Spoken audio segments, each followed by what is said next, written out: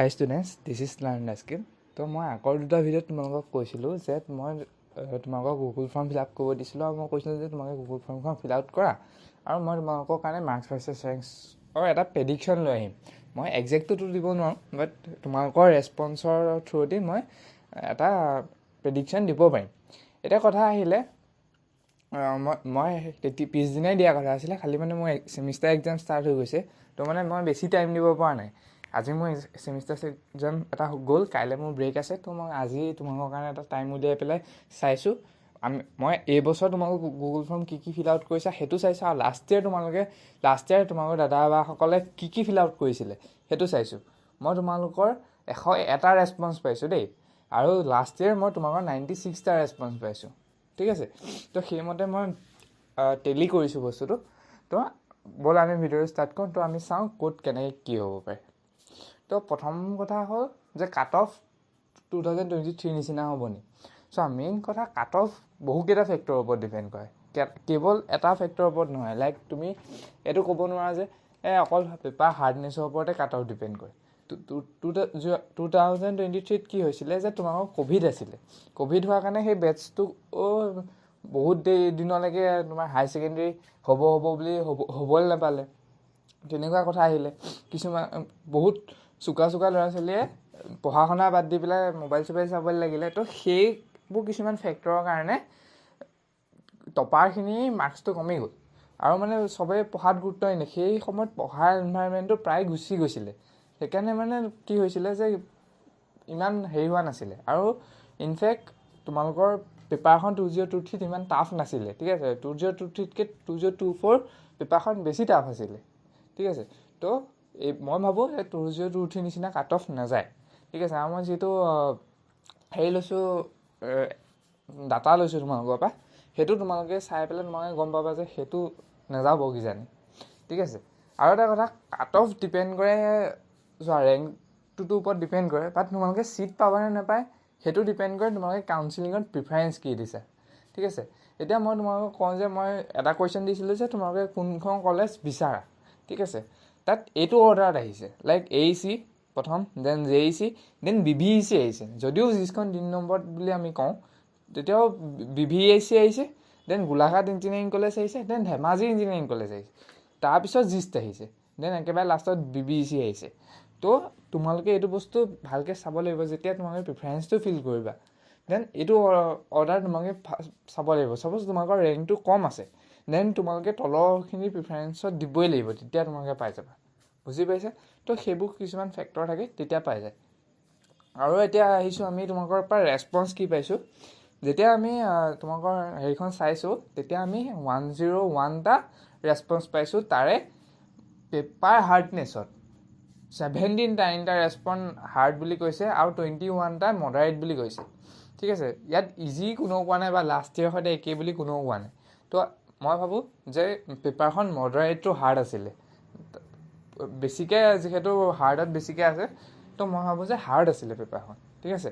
79%, nearly 79% পেপাৰখন hard আছিলে, ঠিক আছে।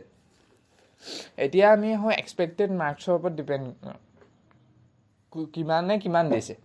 এতিয়া 90ৰ পৰা 150 মাৰ্কছৰ ভিতৰত 39টা ৰেছপন্স পাইছোঁ আমি। 50 to 90 32টা ৰেছপন্স, 150 প্লাছ 14টা ৰেছপন্স, 30 to 50 8টা ৰেছপন্স, 200 প্লাছ 5টা ৰেছপন্স, আৰু বিল' 30 2টা ৰেছপন্স। এতিয়া কুৱেশ্যন আহিলে যে তোমালোকে যিহেতু পেপাৰখন হাৰ্ড বুলি কৈছা, তাৰপিছতো 150 প্লাছ কেনেকৈ তোমালোকৰ আহিছে, কাৰণ 150 প্লাছ তোমালোকৰ 14টা ষ্টুডেণ্টে দিছে, দেন তোমালোকৰ 200 প্লাছ 5টা ষ্টুডেণ্টে দিছে। এইটো বাৰু কোনো কথা নাই, কিছুমান 200 এনেও থাকেই, টপাৰো মোৰ ভিডিঅ' চাই আছে। তো 200 প্লাছ 5টা ৰেছপন্স দিছে। তো মিনছ যিখিনি হায়াৰ মাৰ্কছ আছিলে, লাইক 200, 220, 250, আগতে সেইবোৰতো ৰেংকটো সোমাই যায় ন। এইবাৰ মই ভাবোঁ যে যিখিনি 200 প্লাছ মাৰ্কছ আছে তাৰ ৰেংকটো কমিব, ঠিক আছে। আৰু ইয়াত তোমালোকে দেখিব পাৰিছা 90 to 150 মাৰ্কছ আৰু 150 প্লাছ মাৰ্কছ, তাত তোমালোকৰ হেৰিটো বেছি, ভলিউমটো বেছি, লাইক সেই মাৰ্কছৰ ভিতৰত বহুত ৰেছপন্স সোমাই আছে, ঠিক আছে, ইয়াত তোমাৰ 39টা ৰেছপন্স সোমাই আছে আৰু ইয়াত 14টা ৰেছপন্স সোমাই আছে, আকৌ 50 to 90ও 32টা ৰেছপন্স সোমাই আছে। তো সেইডোখৰ ৰেংকটো পূৰা ভেৰি কৰিব, লাইক যদি 1 মাৰ্কছো ইফাল সিফাল হয়, লাইক 400 300 সিমানমান ৰেংকৰ ছাফল আহিব পাৰে, যিটো অকণমান ক্ৰিটিকেল হৈ যায় বুলি মই ভাবোঁ। ঠিক আছে, মানে তোমালোকৰ সেই ৰেঞ্জটো যদি তোমালোকে থাকা, সেই ৰেঞ্জটো বহুত ছাফল কৰিব, লাইক 1 মাৰ্কছত বহুত ছাফল কৰি যাব। ঠিক আছে, এতিয়া আমি আহোঁ যে প্ৰেডিক্টেবল কি হ'ব পাৰে। মই ভাবোঁ যে 230+ যদি কোনোবাই পাইছে, দেন তেওঁলোক আণ্ডাৰ 100 ৰেংকত আহি যাব। যোৱাবাৰ সেইটো অকণ বেছি পাইছিলে, বাট এইবাৰ 230+ আণ্ডাৰ 100 ৰেংকত আহি যাব।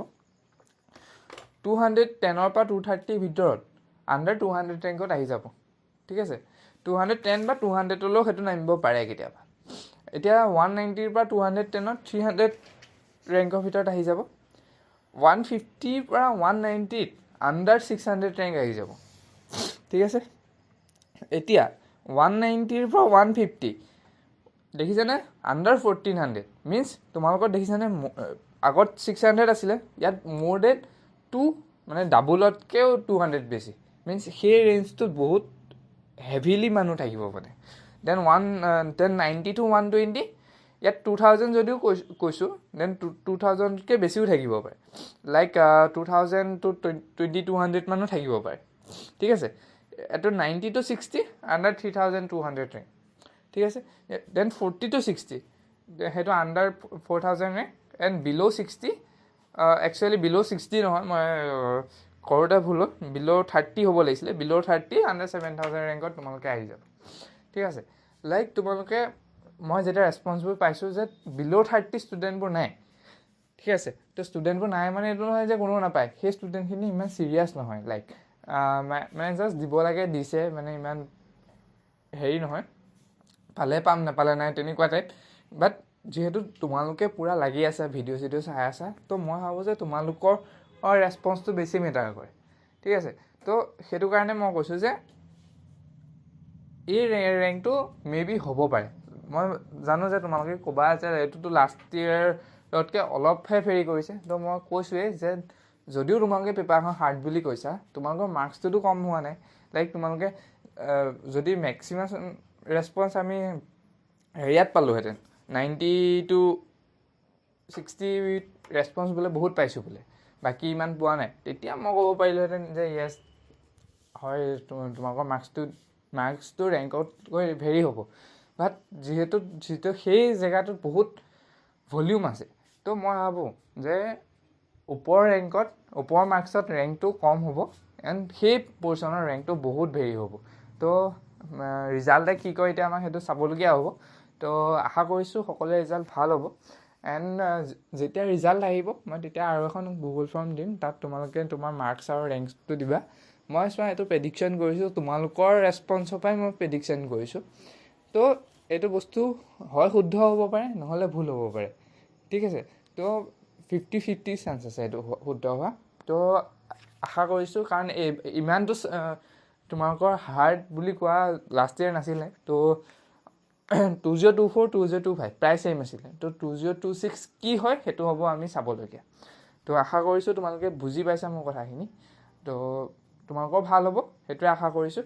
তো ঠিক আছে, এতিয়া আজিলৈ ইমানেই আছিলে। আশা কৰিছোঁ তোমালোকে ভিডিঅ'টো চাই লাভ হ'ল, এণ্ড নেক্সট তোমালোকৰ যদি কিবা ডাউট থাকে মোক কমেণ্ট ছেকশ্যনে সুধি দিবা, নাইবা মেইল কৰিবা। আৰু মই ভাবোঁ যে মই সকলোৰে ডাউটখিনি ক্লিয়াৰ কৰিবলৈ চেষ্টা কৰিছোঁ, মেইলতে হওক বা কমেণ্টতে হওক, আৰু তোমালোকৰ ছাপোৰ্টখিনিও পাইছোঁ, তাৰ কাৰণে অশেষ ধন্যবাদ। ঠিক আছে, থেংক ইউ ছ' মাছ।